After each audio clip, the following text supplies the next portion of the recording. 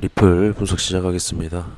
일단 지금 지루한장이 계속 이어지고 있는데요.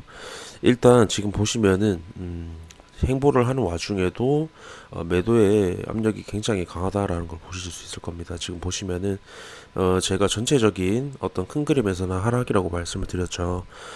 그렇다는 건 큰 그림에서 어떠한 반등이 나와도 그 반등분을 상쇄시켜 버리는 하락이 나온다라고 좀 말씀을 드렸는데요. 지금 보시면은 어떤 단기적인 모습에도 반등을 했을 때 그 반등분을 다 상쇄시켜 버리는 하락이 나온다. 지금 그대로 나오고 있는 그런 모습이죠. 어제도 어떤 행보 이후에 약 하락이 1% 정도 나온 그런 모습입니다. 그래서 지금 보시면은 제가 어제 MACD에 대해서 말씀을 드렸죠. MACD는 지금 구간에서의 어떤 매수 매도의 힘을 쉽게 볼 수 있는 보조 지표다라고 말씀을 드렸는데요.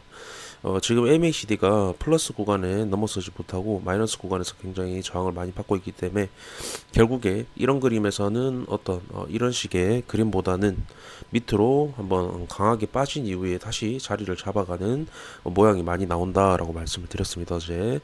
지금 어제 살짝 밀려나면서 어제 음봉을 띄운 모습이고 결국에는 제 관점에서는 큰 부분에서 채널 이탈이 나와야 된다라는 게 제 관점입니다.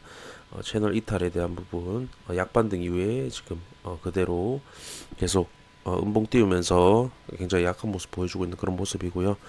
일봉상에서도 또 말씀을 드리면요. 일봉상의 MACD도 제가 어제 말씀을 드렸죠.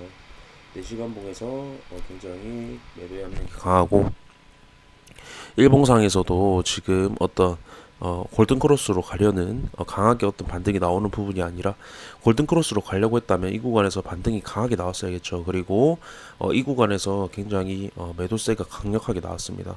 매도 누군가 던지는 모습이 나왔고요. 굉장히 누르는 모습이 나왔습니다. 그렇게 보시면 될 것 같고 지금 MACD도 행보를 하면서 지금 이 선들을 지금 평행으로 지금 이어가고 있는 그런 모습이죠. 그러니까 어떤 골든 크로스가 나오려고 했다면 이런 모습이 아니라 강하게 이 구간에서 치고 올라가는 그림이 나와줬어야 됐다. 그렇게 좀 말씀드리고 싶고 이런 식의 그림이 나왔을 때는 아까 4시간 어떤 MACD도 말씀을 드렸지만 밀어내면서 강하게 밑으로 한 번 더 추가 하락이 나올 가능성이 높다. 그러면서 자리를 좀 잡는 그런 모습이 나올 가능성이 높다라고 좀 말씀을 드리고 싶습니다. 그래서 어떤 MACD 지금 매수 매도에 어떤 힘을 봤을 때도 매도의 압력이 굉장히 강하다. 그렇게 좀 말씀드리고 싶고 이미 도미넌스 같은 경우는 선행을 해서 채널 안으로 이미 들어온 이후에 리테스트까지 거쳤기 때문에 아래로 빠질 확률이 높다.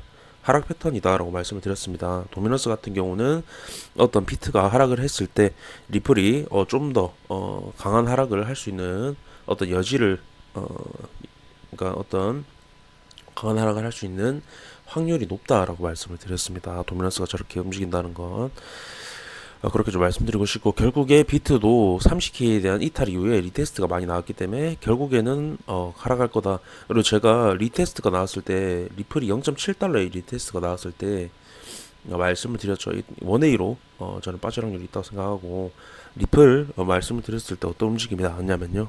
0.7달러 구간에서 리테스트가 한번 나오고 원웨이로 빠졌습니다. 강하게 빠졌죠. 비트도 저런 식의 모양이 나올 확률이 전 높다고 생각을 하고 그렇게 되면은 리플 같은 경우도 빠질 확률이 높겠죠. 그리고 도미넌스가 지금 하락 패턴으로 전환이 됐기 때문에 비트보다 추가 하락이 나올 가능성이 높다. 그렇게 되면 비트는 밑으로 20%, 리플 같은 경우는 밑으로 거의 40% 정도 저는 하락을 지금 단기적으로 보고 있기 때문에 주의를 하셨으면 좋겠다. 그러니까 결국에 큰 그림에서 하락이라고 말씀드렸던 거는 이 구간에 대한 갭을 말씀을 드렸던 건데요.